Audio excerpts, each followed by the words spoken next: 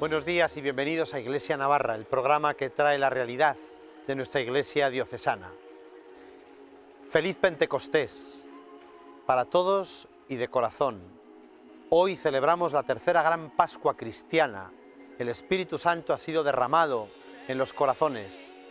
Aquellos apóstoles reunidos en el cenáculo, en el mismo cenáculo donde estuvo Jesús resucitado, donde habían celebrado la última cena, por miedo encerrados, reciben la efusión del Espíritu Santo en forma de lenguas de fuego y salen a predicar y a ser testigos del Señor resucitado. La ley del amor, ahora ya no grabada en piedra como en el Sinaí, sino en el corazón, reúne y restaura y constituye la nueva comunidad de la Alianza, el nuevo pueblo de Israel. Nace la Iglesia. Por tanto, hoy es el comienzo de la Iglesia del Señor.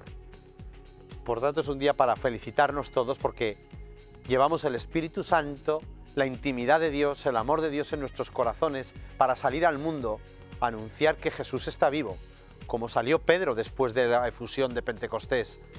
Jesús, el crucificado, a quien vosotros crucificasteis, ha resucitado y Dios lo ha constituido el Kyrios, el Señor de la historia. Culminamos así el tiempo pascual de este año 2019 con esta gran fiesta de Pentecostés. Hoy en la Eucaristía escucharemos el relato de Pentecostés en la primera lectura de los Hechos de los Apóstoles y luego esa escena del primer día de la semana cuando el Pentecostés joánico, dicen los biblistas, Jesús al resucitar les exhala el aliento y les dice: recibid el Espíritu Santo. Pues con la efusión y la fuerza del Espíritu Santo continuamos y este programa es una buena consecuencia de lo que el Espíritu Santo ha hecho en la obra de la Iglesia, viendo cada domingo pues consecuencias del Espíritu Santo, realidades que ha provocado y ha movido el Espíritu Santo de Dios. Y una realidad viva, necesaria y vital para la vida de la Iglesia vamos a vivir hoy y ver y comprobar en nuestro programa. El próximo domingo, ya a tiempo ordinario, celebraremos la solemnidad de la Santísima Trinidad y celebramos la jornada Pro Orantibus. Rezamos por los que rezan, por la vida contemplativa, tantos monjes y monjas que desde sus monasterios, en oración constante y en fidelidad contemplativa, rezan por la Iglesia y por el mundo. Y para hablar de la vida contemplativa, de la vida monástica, está hoy con nosotros María Teresa Pérez, monja benedictina en Estella. Buenos días, María Teresa. Buenos días, Alfredo. Pues encantado de que estés con nosotros. Has venido desde el monasterio de Estella para compartir pues la vida monástica, tu vocación a la vida contemplativa, desde ese monasterio de monjas benedictinas tan querido en Estella. Cuéntanos un poco, vamos a empezar por el monasterio que está ahí junto a la Virgen del Puy, a la Basílica del Puy de Estella. Sí. Cuéntanos un poco la historia de este monasterio, cuándo se funda y un poco la historia del monasterio. Sí, a ver, el monasterio, la tradición nos dice que se funda en el siglo X y que nace, o sea, es fundación de los reyes de Navarra, pero a ciencia cierta el primer escrito es de comienzos del siglo XIII, o sea que eso puede ser tan así real o no, sí, eso. Después, bueno, hay que decir que en el siglo XVI, Fray Prudencio de Sandoval, que fue monje benedictino en Nájera y luego elegido obispo de Pamplona, lo restaura y ahí se da una nueva época para las monjas y para el monasterio, ¿no? Novedad en la vida y en el mismo monasterio. Y bueno, sería como una cosa hermosa de reseñar que con el transcurso de los tiempos y los avatares de la historia y la triste situación, las guerras, pues la comunidad de benedictinas de Estella acogió en su día a dos comunidades que tuvieron que ser expulsadas, unas canonisas de Pamplona y a las clarisas de Estella, y que luego a su vez la comunidad también fue acogida por nuestros hermanos de Irache, que eran benedictinos, y en Iranzu, que eran cistercienses. Es una cosa hermosa en la historia de las comunidades, ¿no? Actualmente, ya acercándonos en el tiempo, en el año 1971, pues la comunidad, el edificio que ya estaba muy deteriorado y no se podía reformar, pues se trasladó a la colina del Puy, a una casa que antes era de ejercicios, y es ahí desde esa fecha donde estamos ubicadas, ¿no? Estamos bajo el amparo de la Virgen del Puy, muy querida en Estella, y bueno, la Virgen también es el icono perfecto, ¿no?, de la vida consagrada, o sea, estamos muy contentas. Bueno, como anécdota podría decir que en Estella hay una jotica que canta no des vueltas por el mundo buscando cosicas bellas, que el andén, el Puy, los llanos solo se ven en Estella.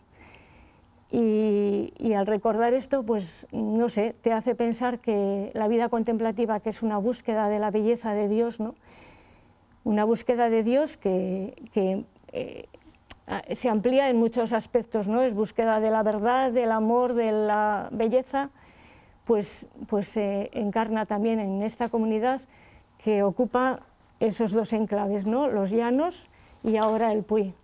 Y bueno, pues esa es, digamos, la historia, no sé, como anécdota.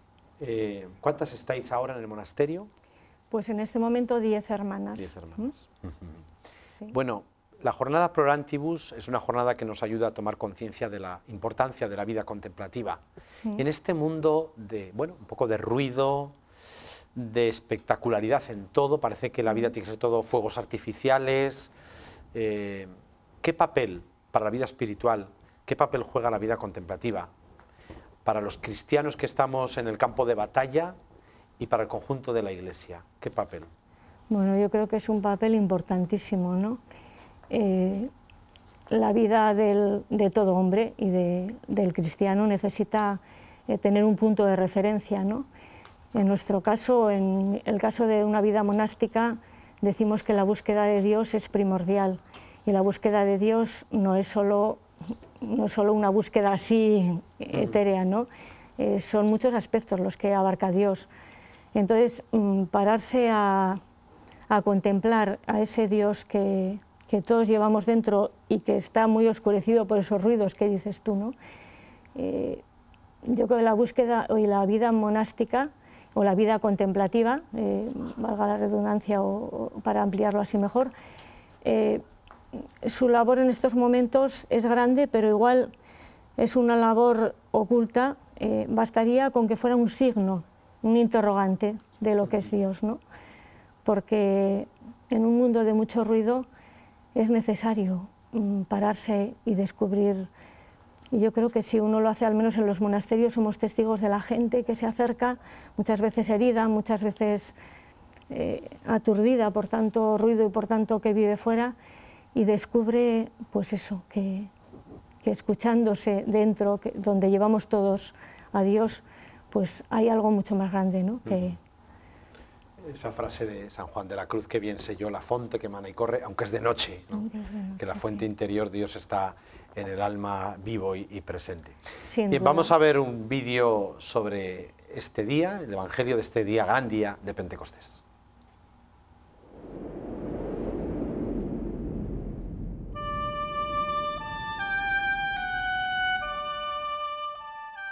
Al atardecer de aquel día, el primero de la semana, estando los discípulos con las puertas cerradas por miedo a los judíos, se presentó Jesús en medio de ellos y les dice: «La paz sea con vosotros». Y dicho esto, les mostró las manos y el costado. Los discípulos se llenaron de alegría al ver al Señor. De nuevo les dijo: «La paz sea con vosotros. Como me envió el Padre, así os envío yo». Dicho esto, sopló sobre ellos y les dice: «Recibid el Espíritu Santo. A quienes perdonéis los pecados, les son perdonados. A quienes se los retengáis, les son retenidos».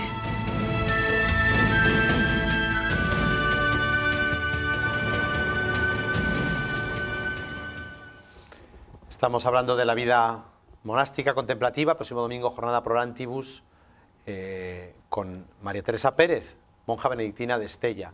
Veíamos una frase en este vídeo que forma parte del Evangelio de la misa de la vigilia de Pentecostés: el que tenga sed, que venga a mí. Verdaderamente, bueno, la vida contemplativa es un poco ese saciar la sed, ¿no?, humana de amor y de presencia de Dios. Y María Teresa, ¿cómo encontró y sació su sed? ¿Cómo encontraste tu vocación en la vida contemplativa? Sí. Vale, sí, la vida monástica empiezo diciendo que es una búsqueda de Dios, pero Dios está en esa misma búsqueda, no está allí, está en el camino. Pues yo creo que sí, que mi vida pues es toda una aventura de esa búsqueda de Dios y de gracia, ¿no? Yo soy la mayor de 5 hermanos y bueno, así podría decir mi DNI familiar o personal es que nací en una familia pues yo creo que muy cristiana, tuve esa suerte. Mis padres estaban pues sí, comprometidos en la parroquia, pero cuando yo tenía 13 años y el menor de mis hermanos 4, pues mis padres fallecen en un accidente de coche. A los 3 años de eso es cuando yo menos pensaba en esto, ¿no? en una vida religiosa, pues me invitan en el colegio a un retiro espiritual. Y yo accedo al retiro, pues, no sé, un poco a regañadientes, no tenía ningún interés, pero por escapar de otras cosas, bueno, pues acudo al retiro. Y es allí donde me doy cuenta que Dios me espera, ¿no? La muerte de mis padres había provocado en mí muchas preguntas y no estaba pensando en eso, ¿no? Pero en aquel retiro nos hablaron del ciego de nacimiento, el capítulo 9 de San Juan, y es verdad que allí se encendió para mí una luz pues como muy grande. Yo no puedo decir que descubrí a Dios, a otro Dios, pero sí de una forma nueva, ¿no? Ese fue la antorcha, ¿no? que iluminó un camino nuevo. Y al salir de aquel retiro pues cayó muy casualmente en mis manos una tarjeta con una frase de Carlos de Foucault que decía: en cuanto descubrí que había un Dios, comprendí que no podía hacer otra cosa más que vivir para Él. Y eso ya me tocó, me completó del todo, ¿no? Y ya no paré hasta que yo a las monjas donde estoy ahora, o sea, la comunidad de San Benito, yo las conocía porque había ido al colegio de pequeña y tenía una tía abuela allí, o sea, había seguido una relación más o menos familiar. Y bueno, la llamada que yo sentía la identifiqué con aquellas monjas, ¿no? Solo que en mi situación familiar yo comprendía que mi obligación y mi principal deber eran mis hermanos, ¿no? Y bueno, yo estaba decidida a dar el paso, pero sabía que lo primero era eso. Y aquí también sí que Dios se hace presente de lleno, o sea, la gracia te invade, porque las personas que se quedaron con nosotros, que hicieron de padres, que son unos tíos, pues me facilitaron el camino tremendamente. Es verdad que por parte del resto de la familia pues fue un momento muy duro, porque al no tener padres pues todos con muy buena voluntad y queriendo lo mejor para ti, pues eso, pues son muchas voces negativas, ¿no? ¿Qué vas a hacer? Que eres muy joven, que yo entré al monasterio a los 17 años. Entonces, bueno, como que no sabías lo que querías y que... Pero bueno, Dios allanó el camino y la verdad que entré convencida y sigo ahí convencida en esa aventura de gracia, ¿no? Que la persona que redactó unas líneas cuando yo hice la profesión monástica definió la vida monástica como eso, una hermosa aventura de gracia. Y yo me he visto así toda la vida, ¿no? Una hermosa aventura de gracia, porque realmente lo que sucede con Dios por dentro no tiene nada que ver con lo que puedes experimentar fuera, ¿no? Es una aventura muy distinta y es una aventura de amor, evidentemente. Y eso te sostiene y cada día se renueva. Claro. Y que es verdad que uno descubre que sin Dios no nos entendemos, que todo va encajando, ¿verdad? Cuando Sí, llega su vocación, es así. Sí. Yo te pregunto, bueno, ¿y por qué el carisma benedictino? Y si nos podías decir un poco, a grandes rasgos, qué viste del carisma benedictino que te llamó la atención y un poco sus rasgos, ¿no? ¿Cuáles son? Yo te respondo, pero empiezo diciéndote que vi, ya te lo he dicho de alguna manera, a mí con 17 años tampoco podía ver, como has dicho tú ahora, todo va encajando, ¿no? Yo lo que veía es que esas monjas, y conocía a otras también, que esas monjas era lo que a mí me llenaba por dentro. O sea, yo quería ser monja del todo. O sea, a ver, el carisma benedictino no tiene un trabajo, una cosa específica. Yo veía otras órdenes de vida activa que se dedican a colegios, que se dedican... Yo quería exclusividad, ¿no? O sea, quería ser toda para Dios, y en aquel momento aquellas monjas era lo que para mí reflejaban, ¿no? Luego, conforme vas conociendo la vida monástica, pues como que te identificas más y te das cuenta que sí, que Dios te ha llevado donde era tu sitio, ¿no? Y que responde. Así, resumiendo mucho, el carisma benedictino te podría decir que es una búsqueda de Dios. Lo que dice San Benito es que al monje o a la persona que se acerca al monasterio, al joven, pues si de veras busca a Dios, ¿no? Cuando hablamos de carisma o de espiritualidad, pues estamos pensando en algo específico. Sí que la vida monástica tiene rasgos específicos, pero su carisma o su espiritualidad es totalmente bíblico y está centrado en la Iglesia, ¿no? En la Biblia y en la liturgia, ¿no? Que es eclesial del todo. San Benito, cuando escribe su regla, que es lo que tenemos de él, empieza diciendo al que se acerca que busque, que tome por guía el Evangelio, que ese es su camino.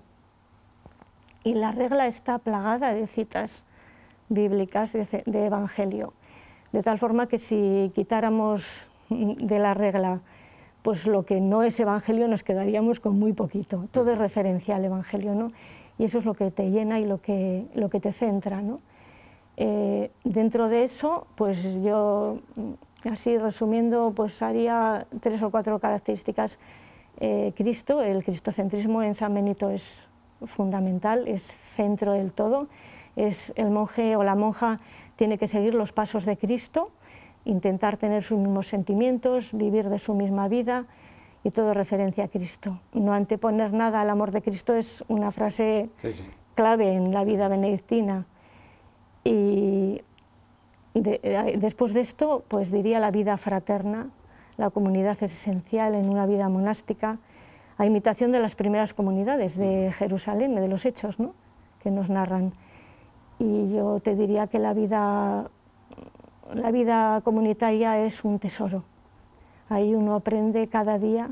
O sea, tú entras al monasterio, y yo creo que eso es muy válido, ¿no? Con el deseo de entregarte a Dios, de amarle con todo tu corazón, con todo su ser, y Dios te entrega unas hermanas. Y es ahí donde le amas y lo descubres cada día, ¿no? Bueno, iba a decir otra cosa, pero por referirlo a San Benito, ¿no? Cuando San Gregorio, en lo poquito que nos describe San Benito, lo quiere describir, le llama o le dice que es un hombre de Dios. Yo creo que esto encaja también, o sea, hombre y Dios. Es un canto al hombre y es un canto a la santidad, ¿no? La vida monástica, pues te encuentras con las dos realidades, porque ser hombre es nuestra mayor riqueza y nuestra mayor pobreza, ¿no? Y eso es lo que te encuentras en tus hermanas. Aprendes muchas cosas, aprendes a conocerte a ti mismo en la comunidad, y aprendes, bueno, yo te diría que es un tesoro. Eso está muy fundamentado en la vida monástica, o sea, muy arraigado. Dentro de eso nosotras tenemos el voto de estabilidad, que nos hace ser más familia, en una palabra, y después el papel de la abadesa, que refiriéndonos de nuevo a Cristo, pues nos pone, pues eso, que en la fe veamos qué hace las veces de Cristo en el monasterio, ¿no? Es todo referencia a Cristo. Después, otra característica sería la acogida de los huéspedes, la acogida de todo el que llega al monasterio, que se reciba como el mismo Cristo. Siempre estamos con la referencia a Cristo, y eso también para nosotras es muy importante, la acogida, ¿no? Las hospederías es típico en nuestros monasterios, y por supuesto enclavando todo, abrazándolo todo, la liturgia y la oración, que no se pueden separar. La oración que te centra en Dios, la oración personal, y la oración litúrgica, que es la que vives con la Iglesia. Los salmos son una parte importantísima, porque son vida, ¿no? Cada salmo es una oración, una situación de un salmista, de una persona que está sufriendo, que goza, que llora, que se lamenta, que da gracias, que da... Entonces ahí, en esos salmos, en esa oración desde Cristo, pues llevas a todo el mundo, ¿no? A toda la humanidad sufriente, gozante y todo, ¿no? Bueno, yo creo que en resumen... Eso es a grandes rasgos, muy bien la vida. Bien, pues vamos a ver ahora este segundo vídeo, que también nos hace referencia a este gran día de Pentecostés.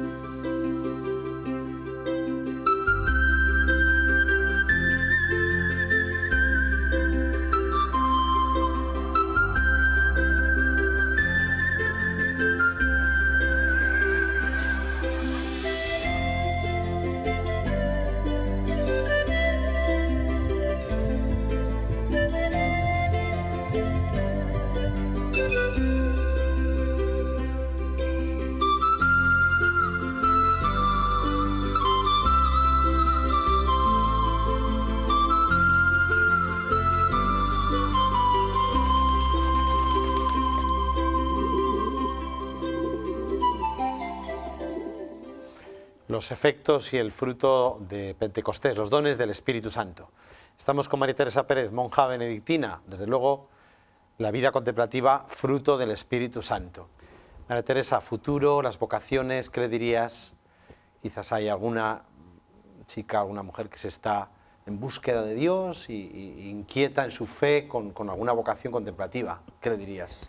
Pues yo creo que sí, que Dios sigue llamando, ¿no? Y como has dicho antes, es tanto ruido, ¿no? Nos impide a veces. Entonces es muy importante el silencio y el hacer un poquito de silencio y de escucha.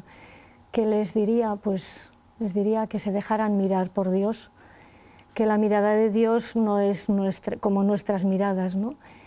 Que Dios mira el corazón, como dice un salmo, y que rescata lo mejor, y que yo creo que es que merece la pena encontrarse con Dios y dar la vida por Dios, porque Él te hace feliz, te llena. Que la aventura que se corre con Dios, te lo he dicho antes, ¿no? Lo que se vive por dentro es mucho más grande y mucho más hermoso que todo lo que nos pueda suceder por fuera. Y le diría, ven y verás, lo que se decían unos apóstoles a otros, ¿no? Cuando iban tras el maestro, ¿no? Yo les diría esto. Si me dejas terminar... Sí, con una oración. Quisiera terminar con una oración en el mismo sentido, ¿no? De cara a los jóvenes, pues pidiendo al Señor que sí, que les dé luz, porque yo sé que el Señor sigue llamando, estoy convencida de que Él sigue llamando, y que se dejen mirar por Él. Le diría al Señor que les ayude a descubrir esa llamada con gozo, con alegría, porque Él está en ese gozo y en esta alegría de la entrega, que Él lo da todo. Y les diría que consideraran la vida no desde ellos mismos, desde sus interrogantes, de sus miedos, sino que la consideraran desde la otra perspectiva, ¿no? Desde las de Dios, que estos días en la Ascensión es lo que Él nos enseña, ¿no? Verla desde la luz de la Pascua, no desde nuestro rasero, ¿no? Que es muy cortito, que se atrevan a eso, ¿no? Y quisiera dar gracias al Señor por esas llamadas que igual no se escucha, pero que está ahí, y que yo creo que se es capaz de descubrir eso, ¿no? Y quisiera dar gracias también por ti, Alfredo, porque yo creo que con estos programas pues quieres acercar también, ¿no? las realidades de buena noticia que hay en nuestra diócesis, y acercar su presencia a tantas personas, ¿no? Y si me permitís, también daría gracias por estas personas que en este momento se me antoja que son como un poco el icono de la vida consagrada, no están ahí detrás de las cámaras también, de forma oculta, pero están proyectando la vida de Dios y de lo que así es. A tantas gentes, ¿no? Entonces, bueno, pues eso, dar gracias al Señor por todo. Muchas gracias. Y a ti. Muchas gracias, María Teresa. El próximo domingo rezaremos por vosotras. Gracias de corazón. Gracias. Nada más, amigos, pues a rezar por los monjes que ellos nos interrogan sobre la presencia de Dios. Feliz Pentecostés para todos. Hasta el próximo domingo, si Dios quiere.